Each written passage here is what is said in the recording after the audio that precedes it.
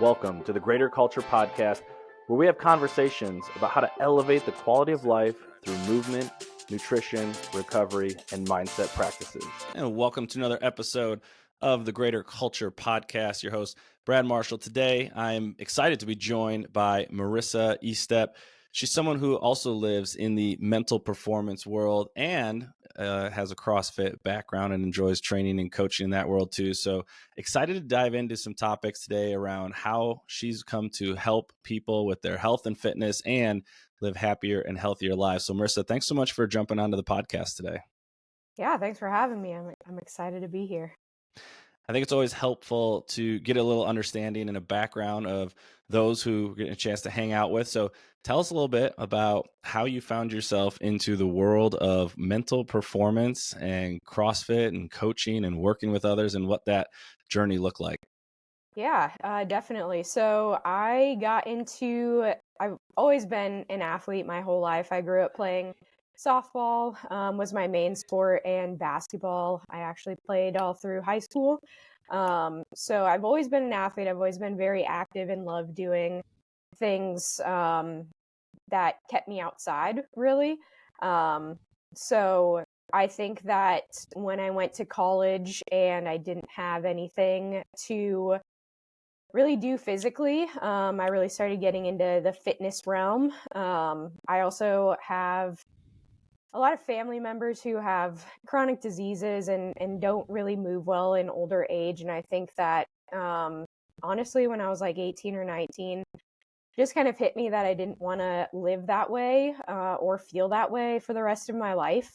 So I started looking into fitness. I ended up getting my personal training certification, really just more for personal reasons. I really wanted to know how to change myself and my diet. And, I think that when I moved here to Wilmington in 2015 now, I didn't know anyone here. I didn't have a job or anything like that. And I knew that I had this personal training certification. So I was like, well, let me try and see if I can get a job as a personal trainer. And I ended up getting a job at Gold's Gym. And that was kind of the start of my coaching career, I would say. And it was really fun. I had a lot of, I guess, like unexpected realizations while I was coaching. I just really enjoyed seeing the fulfillment that my clients were getting when they noticed themselves becoming better and hitting new, I guess, limits that they didn't think that they would be able to get to or overcome. And at this time, I was going to school. I really wanted to become a doctor because I wanted to help people. I've always wanted to help people in some way, and I always thought that like being a doctor was the best way to do that. But honestly, as I trained people and helped people with their nutrition over the 8 or 9 years that I had done that, I just realized that I have a lot more, I guess, definitely fun, but it just felt more impactful helping people be preventative rather than reactive. And it was just something that I really enjoyed doing. Like I love being in the gym. I love cooking and eating well, and all of those things seem to fit in terms of like being a personal trainer and helping people with their nutrition and things like that. And at that time, I'd really gotten into Spartan races. So that's how I kind of transitioned from like the Gold's Gym type of vibe to more of the functional fitness. And I was running Spartan races like at a very high level for a couple of years. But eventually I found CrossFit and I just ended up loving it a lot more just because of the variety, the challenge in, trying to become more masterful, if you will, at all of these different movements. And so I ended up getting my level 1 because of that and started coaching in CrossFit. And I guess like as I was trying to apply for medical school and things like that, because I was still trying to go after that, I just ended up not getting in. And I had to take a step back, and I was like really questioning what I wanted to do. And I had a softball coach who had always told me that, oh, I think you would be great at sports psychology. Like, you are really the type of athlete who thinks about the game and what they do, and you're kind of like one step ahead. And at that time, 18-year-old me was like, yeah, okay, whatever.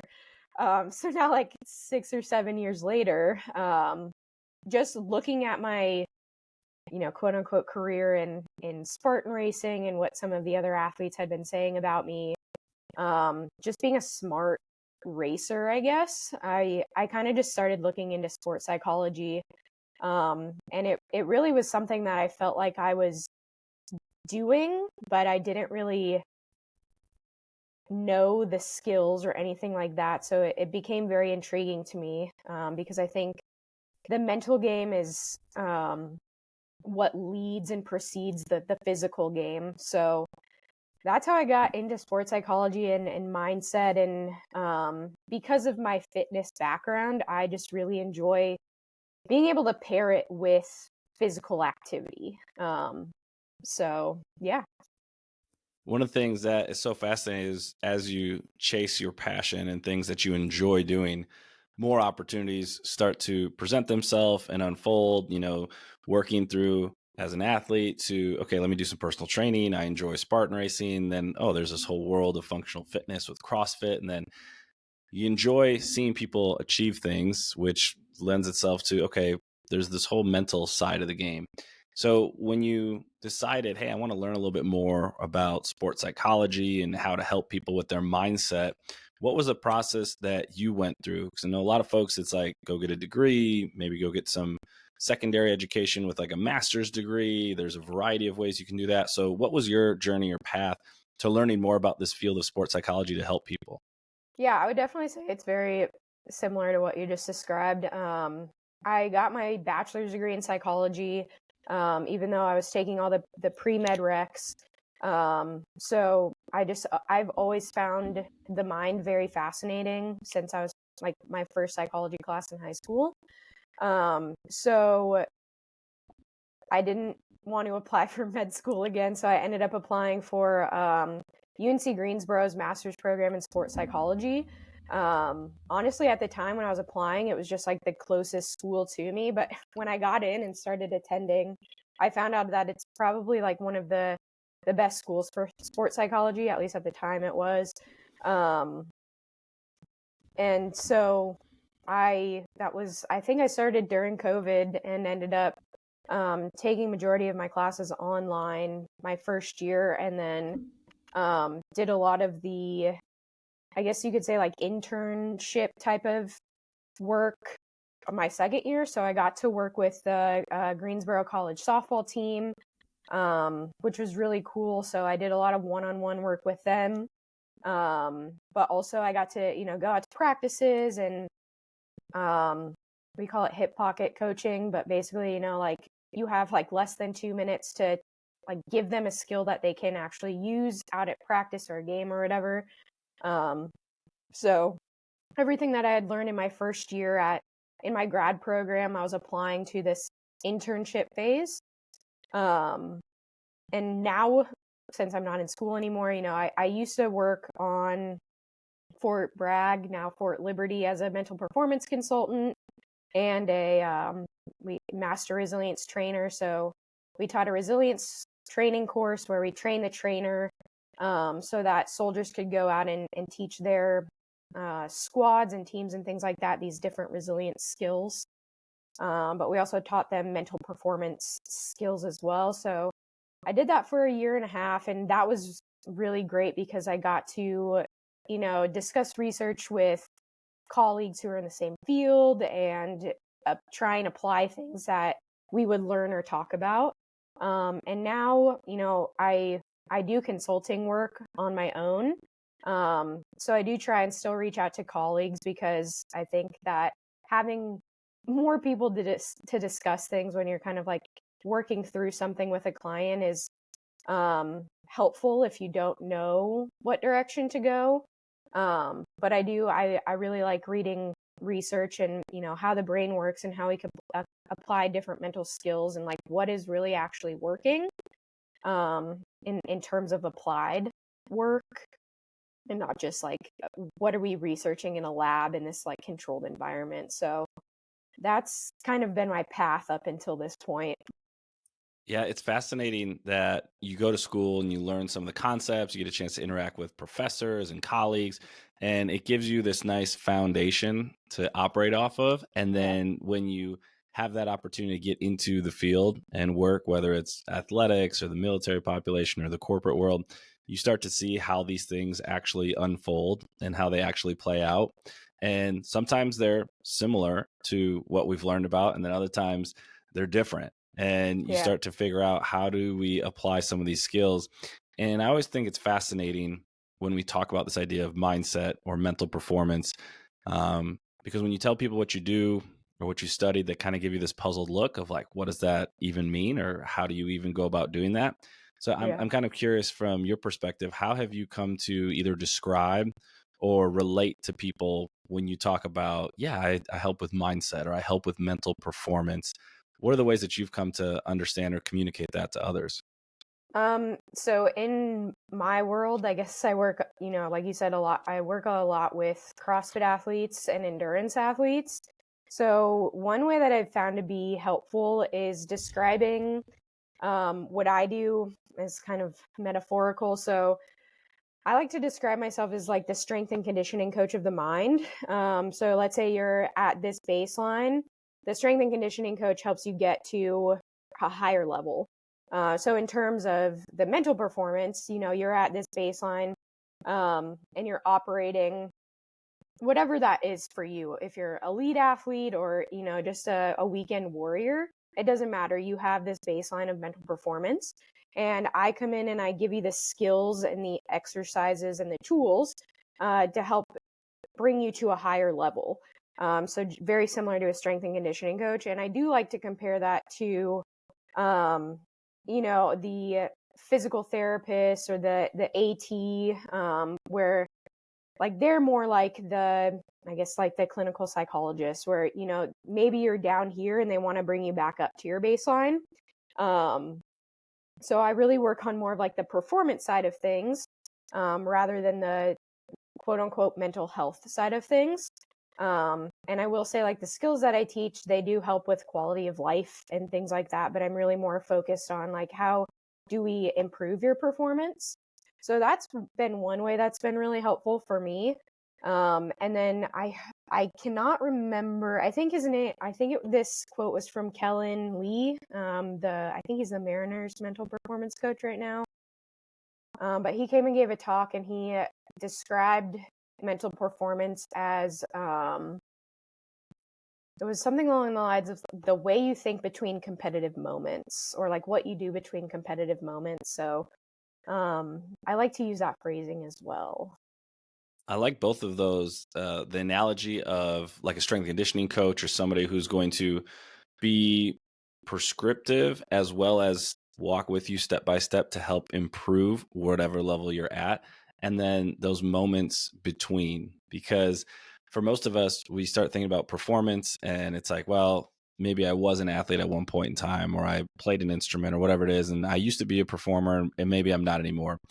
But when we actually boil it down, most of us have a lot of performance moments every day that we could be potentially just a little bit sharper for, whether it's the way we show up for conversations, the way we show up to meetings or presentations, or if it is in those moments of getting a chance to do something physical, whether it's CrossFit or another sport, we have these performance moments and figuring out how do we maximize the potential there or what we're capable of.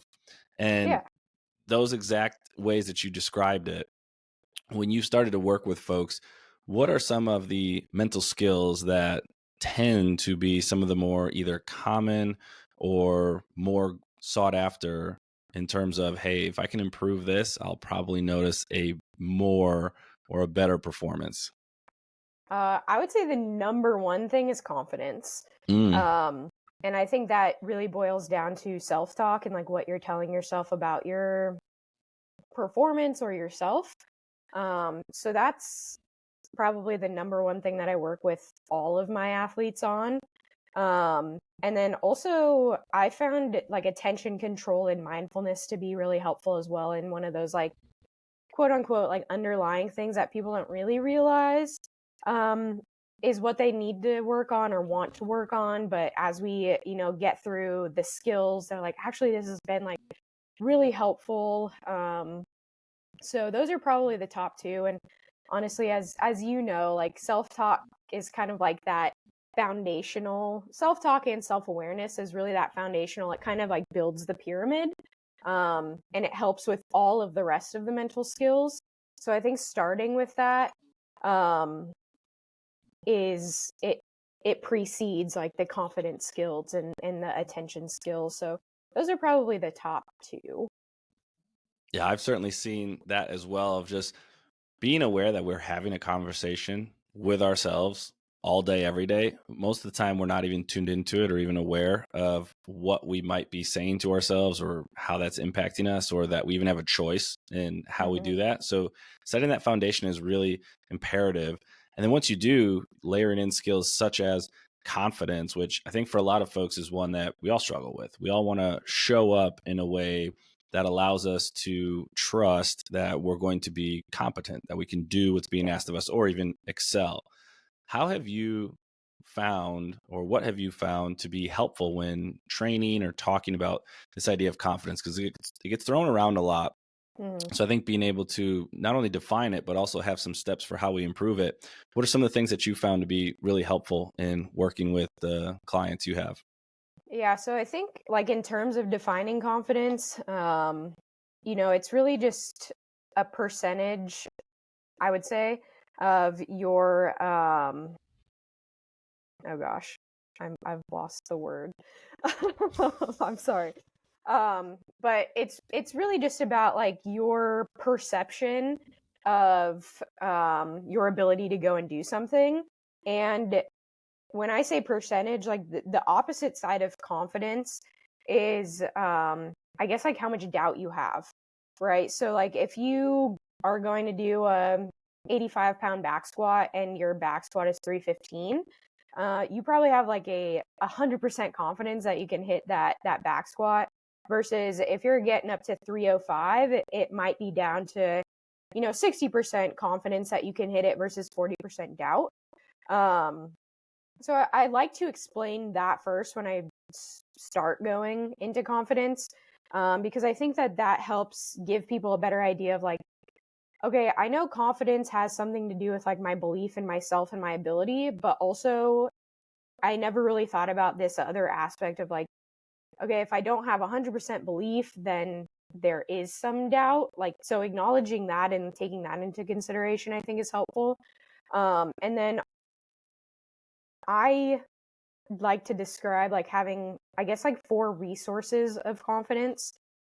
So, you have physical, which is your perception of your health and like how your body feels, especially if you're someone who works out, what it feels like to be at 100% versus, maybe sore, lethargic, stiff, and all of those things, whatever your perception around that is, will lend into your confidence that day. And like we can have an overall confidence, like overall I'm pretty confident in my ability to do XYZ, but the health really, and like perception of how your body feels, really lends into that.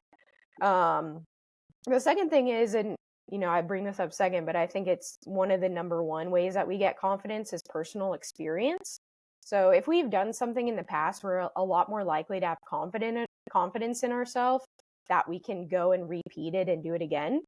However, going back to perception, I think that the way that we saw that experience also plays a role in our confidence. So if you're someone that doesn't like acknowledging the good things that had happened in that experience, and you're always focused on, well, I could have gone faster, I could have done this better, my technique could have been better, then you're not remembering all the good things that you did or the things that went well. So your confidence is also influenced by that, which kind of like lends into the third thing, which is, quote unquote persuasion, not only from people. We can get a lot of confidence when people are like hyping us up, And, maybe our confidence is decreased if we think someone's not, they're kind of like putting us down.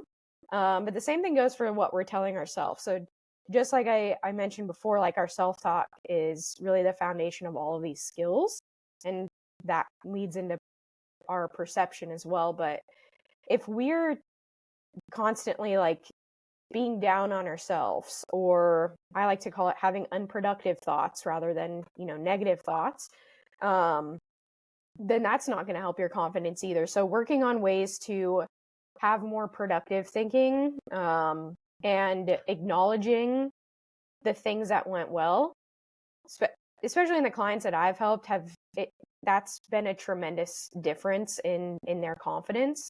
And then the last thing, which is like, it really depends on the person, but is like vicarious experience. So, watching other people do something and essentially telling yourself like, oh, if I could do it, or if they could do it, I can do it.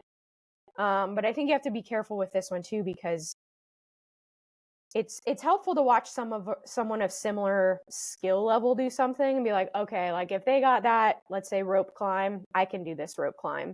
I just need to like figure out, like watch what they did, what was their technique and things like that.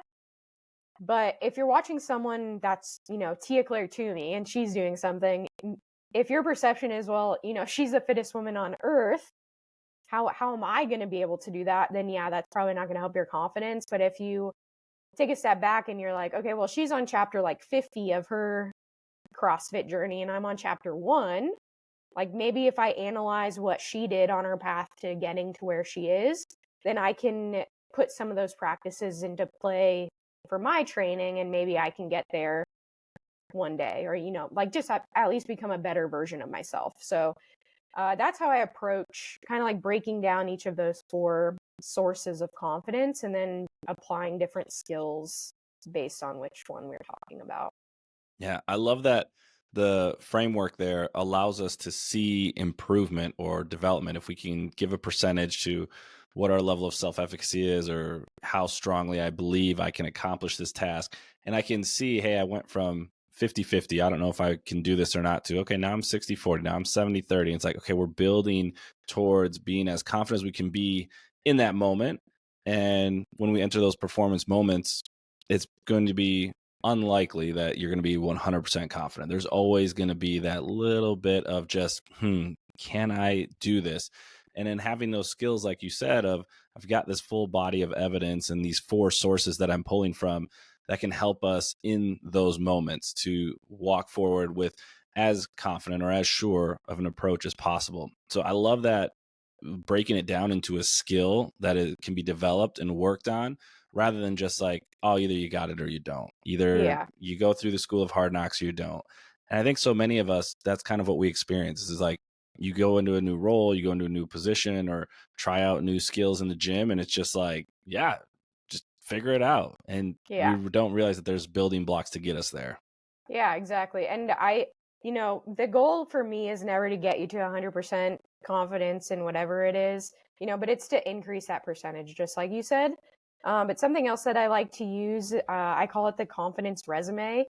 But it's basically like asking clients all of these things that they do well, what they think they're strongest at, what they think other people's perception of them are. And then I have them kind of walk through some quote unquote mantras, but just positive self statements. And I'll have them do that in the beginning, like before we start going over these skills. And then, like maybe 3-4 months down the line, as they've integrated these skills into their practice. And I'm not saying that it's funny, but I think it's very interesting that confidence resume is probably the hardest thing to have clients answer. Like every time I've gone through it with someone, they're always like, why is this so hard? Like, this is harder than my physical training.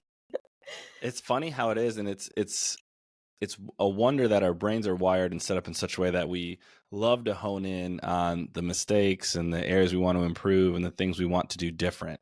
And we live in that space. And then when you're like, hey, can you think of a reason why you've been successful or what has led you to be this way?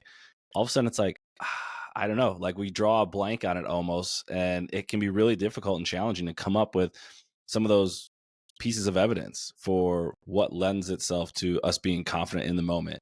I know Yeah. certainly when I've done that with folks too, of like, hey, I want you to list out 3 things that is, substance to this thought that you want to have on game Mm, day.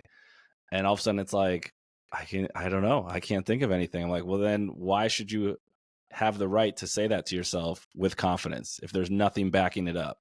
So that's yes. where we start really getting into the weeds, which is fun with people to figure out how they talk to themselves and then having the assurances of, okay, I can say that to myself, but I know there's still some doubt there. But like, yeah, but now we've got evidence to back up why you can say that and step forth with that level of confidence that you're seeking.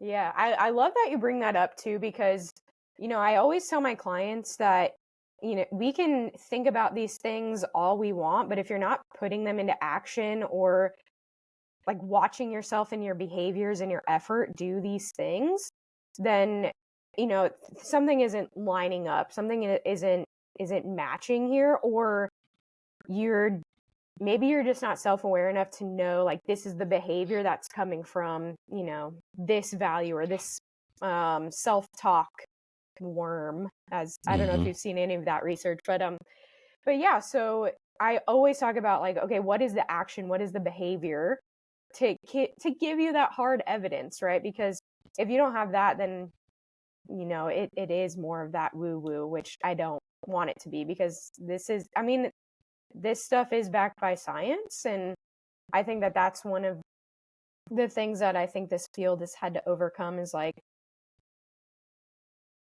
people see it as more of this, it isn't as physical, right? It's not tangible, so we have to find ways to make it tangible. um but I think some of the work that I've done with my clients, they've definitely been able to show themselves that this work is very viable. Yeah, 100% agree. And the folks out there who are doing the work and giving these great strategies to help build some of these skills, to build competencies, to show up in a more authentic way, certainly helpful. One of the other skills you mentioned that is a powerful one, the idea of mindfulness, which helps us build this concept of self-awareness, understanding the dialogue we're having with ourselves. How have you approached that skill and that concept with folks? I think it's certainly gotten more mainstream here in the last number of years. There's just so many apps and books and podcasts and things on the topic. Big believer in the power of mindfulness and having some sort of a practice. So how have you used that concept or worked with folks with that? Yeah, so I like to start as um I guess just like honing in on one thing. I'll walk someone through maybe a breath work session, and I'm specifically asking them to just focus on their breath, whether it be, like focusing on the air coming in through your nose or going out of your nose, or maybe your belly rising and falling. So something that we always have in the present moment is our breath and our body. And so, I like to use those sorts of things to start building the practice of mindfulness.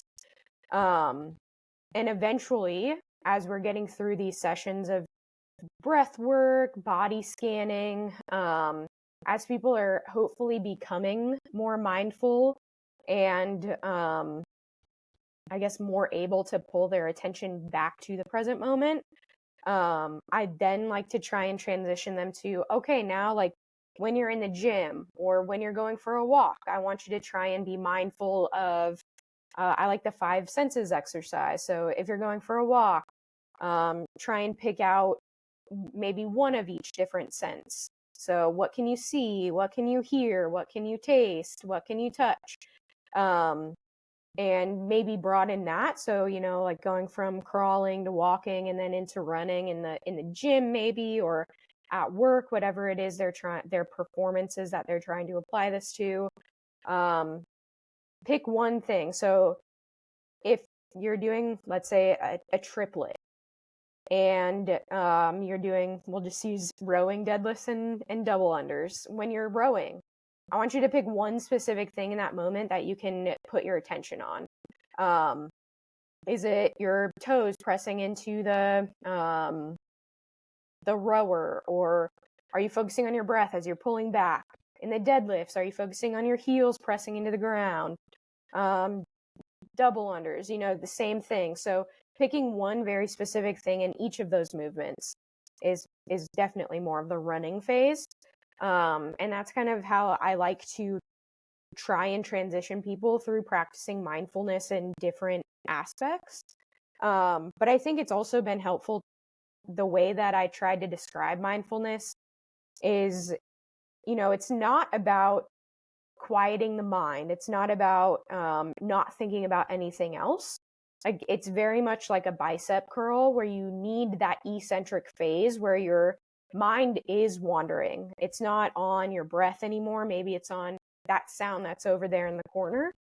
So, that's the eccentric phase.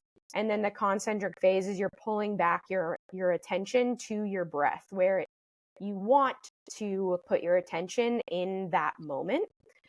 And you become better at mindfulness by practicing pulling your attention or your concentration back to whatever it is you're saying that you want to focus on. Yeah, I love that analogy, the metaphor of it's like doing mental exercise for your brain, training the ability to be present, to keep your attention where you'd like it to be. And the only way you can do that is if you practice getting distracted and bringing it back. And then people are like, all right, well, okay, so if I can do that more consistently, what are some of the benefits, or what does that help do for me? And I think this is where a lot of the research has pointed to some of the not only mental performance benefits, but the physical benefits that come from being more present and being more connected. What are some of the things that either you've experienced or heard from some of your clients who feel more connected, feel more present, feel more engaged with whether it's a training session or an actual performance or, in their life?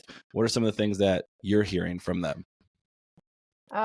So personally, I would say that when as I've practiced this, I think that in the gym specifically and in training and things like that, I just feel like I get more out of what I'm doing, because I'm not just going through the motions, right? So I have, I guess, more intention with my movement patterns.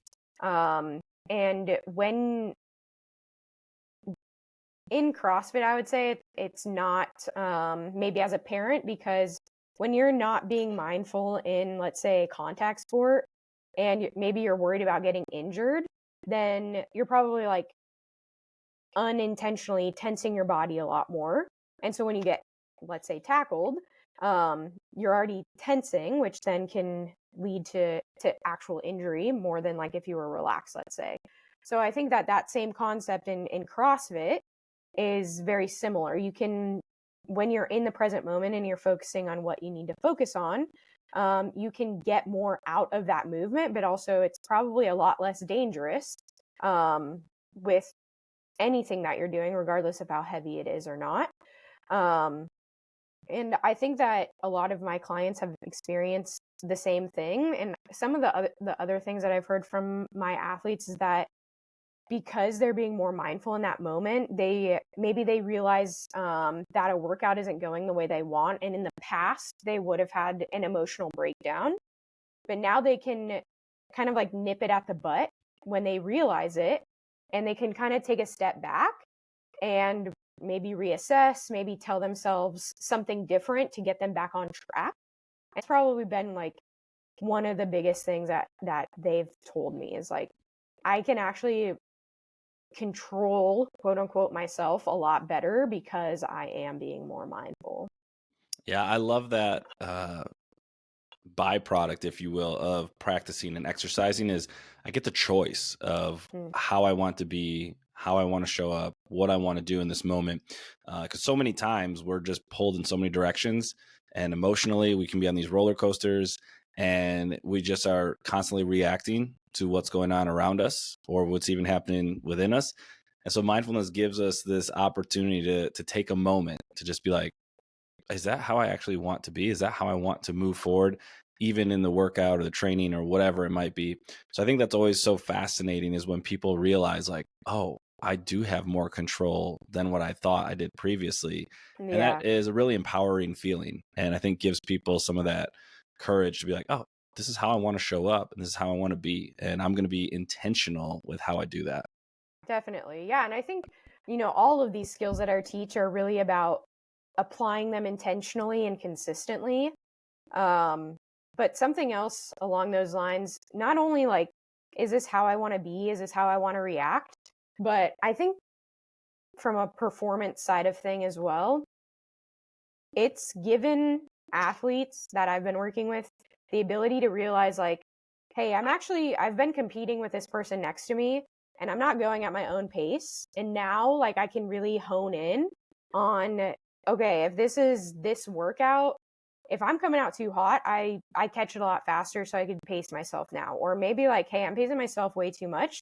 Now I need to go faster. And I think that that's how we squeeze out that performance is by being more intentional with how quickly we're going or like what our technique is and things like that as well. So not only is it about like, is this who you want to be as an athlete, but also like, what is your actual performance like? And is that what your best performance is? Mm.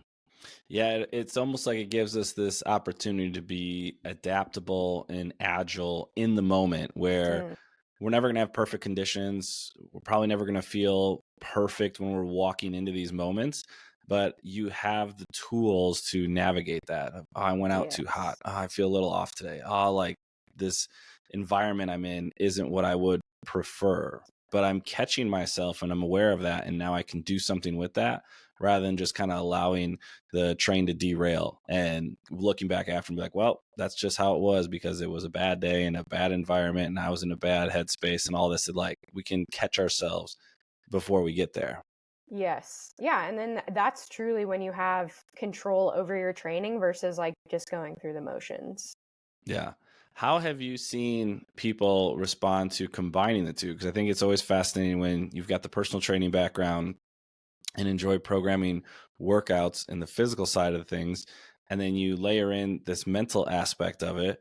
So what does that look like and how does that work with your clients? 'Cause I think some folks out there are like, I'd be interested to know, how do I apply or layer in mental skills on top of training and working out and things like that to kind of, kill two birds with one stone, but physically and mentally improve, where I'm at.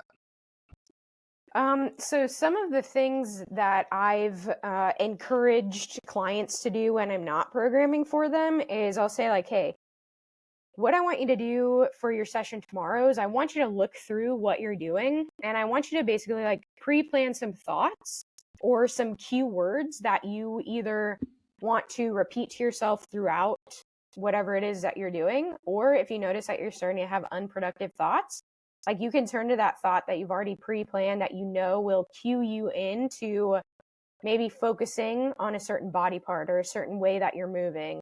Um, so that you can really hone in on making sure that you are focused, you are being mindful in that moment. So that's been really helpful. I would definitely say that some of the other things have been okay, at the end of your session, I want you to write down 3 things that you thought went really well and like why did they go well? Kind of just like reflect on that. What did you do? What were some of the did you warm up really well that day? Did you focus really well? Was your self-talk really just on point? Write those things down so that you can repeat them in the future. Sometimes I've walked through a workout with clients where they think that there are particular skills or movements that they've had trouble on in the past. And we'll walk through like, okay, what kind of mantra can you tell yourself to help with your confidence here? So maybe you can transition to that movement a little faster. Where can you put some, let's say, energy regulation where you're focusing really on your breath through the movement or between transitions? So pre-planning those types of things. I'm trying to think of what else. So it's a lot of like pre-planning and then also reflection. So okay, what did you do that you thought like you can improve on? What were your thoughts? Were you distracted? So on that side of things, I would say it's like pre-planning and reflection and kind of trying to put those into practice within sessions.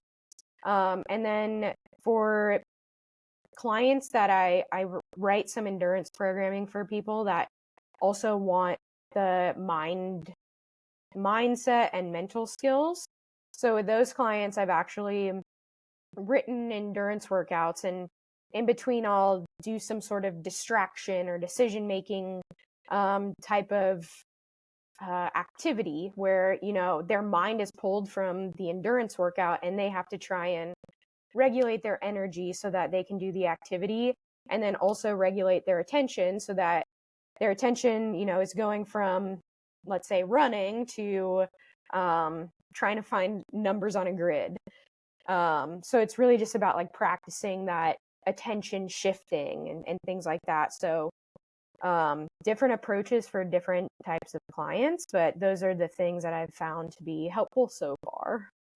I like that it adds some variety and nuances to training, and it comes back to some of the simple tasks such as pre-planning, thinking through, being intentional with how you want to show up, how you want to approach certain movements or skills or workouts, and then the learning that happens after of like, let's reflect. Did it work? Did it not work? So it's this constant curiosity we have around how we're showing up and how we're executing in the moment, and then layering in some of those different drills and skills of, hey, can we put ourselves in an environment that maybe increases some of the distractions or the stress, and how do we handle that? Because what we typically find, and you've probably seen this as well, a quote I've always appreciated is, we typically don't rise to the occasion of just like, I'm just going to show up and everything's going to be great and everything's going to be exactly how I want. We typically fall to whatever our level of training is. So unless Yeah. we've done it before or have simulated it in such a way that we can use that to step into a moment confidently, it tends to not go as well as we'd like. Yes, I definitely agree. And I think the fun and the challenge on my side is trying to come up with things that can simulate that. Yeah, maybe it doesn't look exactly the same as it will in real life. But that's where like talking about it and reflecting on it comes in as well. As like, okay, how does this apply to your job as a soldier or, you know, your parenting role? Like your attention is constantly being pulled, but how do you practice being mindful in that moment? And something else that I think has been really helpful is I really try and bring in a strengths and a values based type of approach. I don't like, yes, I want to help bring your weaknesses up or, you know, improve the things that you want to improve on, but we don't need to start from scratch, right? Like, you are good at things. Let's take like the concepts around what make you good at those things and apply it to what you want to get better at, because obviously you've had success in these other areas and there's a reason for that. So let's use those to bring up some of these other things. And I think by doing that, that also is very empowering for people, because nobody wants to talk about what they're bad at all the time. Like, that's very defeating. Um, so I think it's always great to be able to utilize some of those strengths. And I mean, we all have values as human beings, whether we acknowledge it or write them down or not. And those are really what guide our decisions. So if we can name those and actually put behaviors to them, because I think that that's the most important part. And if we know what those behaviors are to show up and align with those values, then it can make a lot of the rest of the mental skills and, you know, showing up the best, happiest versions of ourselves, even quote unquote easier. Not that it's easy work, but it feels more in alignment. Yeah, I love that word and that idea of in alignment, of the bedrock is values, beliefs, things that have come to be ingrained in us over the years. That is going to certainly influence the way we see the world, the way we think about it, the way we make decisions, the way we interact with others. And through that process of understanding yourself, values and beliefs, understanding how I talk to myself, understanding how I want to be in these moments provides that alignment, which is really the name of the game when it comes to our role as coaches, mental performance consultants, figuring out how do we get people on that track. If we can identify and then see how we're actually executing and living within those, or are we not? And usually if we're not, that's where we find some of those challenges of like, I wish something were different. I want something to be better or more unique. And that's where we can help bridge the gap. Yeah. And so I'm curious, you mentioned that approaching it from a values-based perspective. One of the questions I've always been fascinated with the guests on here is, if you were to think of whether it is values, beliefs, or principles or standards that guide or influence the way that you think and the way that you work and the way that you operate, what are some of those guiding values, principles, or standards for you? Yeah, I would definitely say that I think two of my most core values are growth and curiosity, and everything that I do and live by and believe in, I think really stem from those two things. So, in terms of growth, I think honestly both of them kind of collide as well, because the more curious I am, the more I tend to grow in a certain area. So, I'm always trying to be better, whether it be a better athlete, a better person, a better consultant. And so I guess the things that I view that could make me better, I try and do those things. And always, I think it's important to ask other people for their opinions as well and their perspectives, because like you said, we have our biases. But yeah, so I mean, that's why I like to read research. That's why, when I'm working with a client, I do try and ask a lot of questions, because I really just want to understand where they're coming from. I want to understand what their experience is like. And I'm really curious about those things. And I think that I try and do that with people in general. Like, I really think that by asking people questions and getting curious about them, I can just create a better connection with them, and make them feel heard. So I hope that I'm doing these things that help me live into those values. And I don't think I'm necessarily one of those people who's like grow or die.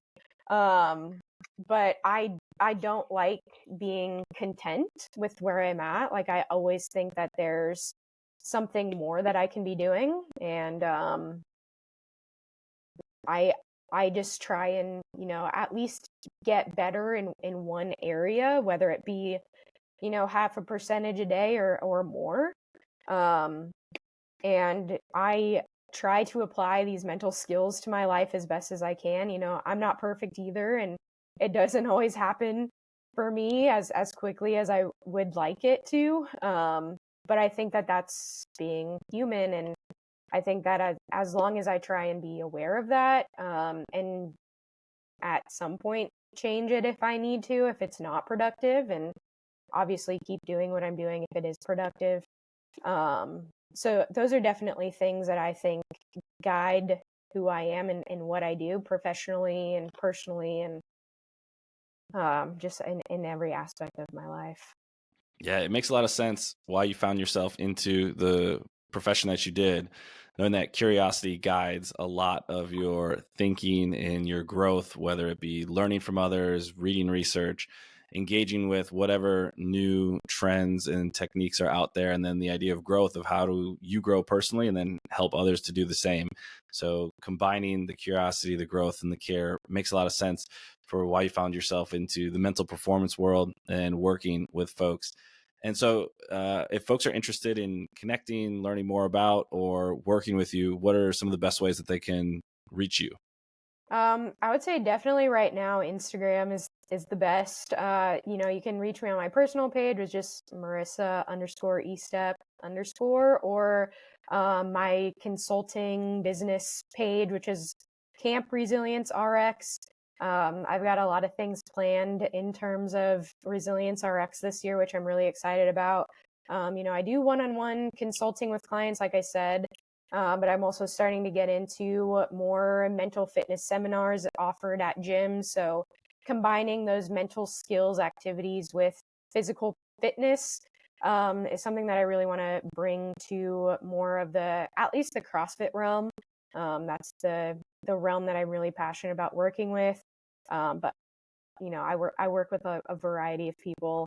And then hopefully down the road this year, I've got some other exciting things. So definitely can find any announcements like that on either of those Instagram pages right now.